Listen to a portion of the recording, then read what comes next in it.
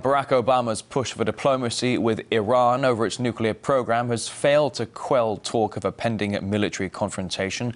Statements from America's top defense officials suggest a strike is in the planning stages and could use a type of bomb never seen before. NSRT's Anastasia Chukina reports. It looks as though history may be poised to repeat itself.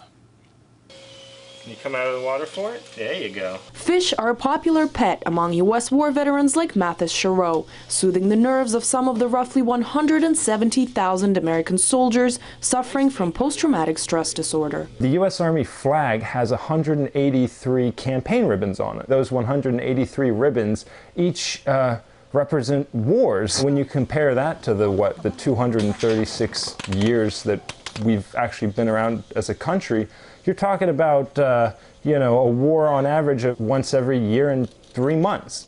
Serving Americans are on permanent standby to deploy to carry out warfare on command, as the U.S. has a bone to pick with one enemy after the other. From the Soviet Union, and the communist threat was the most useful enemy, where legitimate and where completely fantastical, it was always available as a global conspiracy against which to justify anything.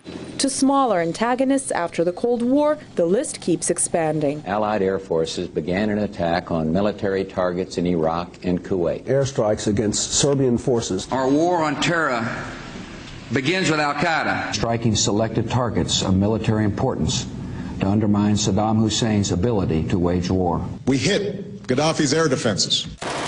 With a defense budget that surpasses the military expenditure of all other countries combined, no other nation drums up war as consistently as America. And while people are still responding and recovering from the violence that's committed in one place or even in the same place, we're launching new operations and more atrocities in different parts of the world. A military-industrial complex worth billions of dollars is largely America's driving force.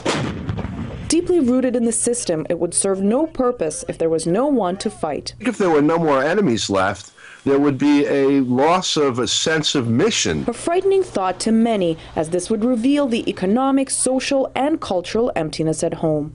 I thought Europe was a country.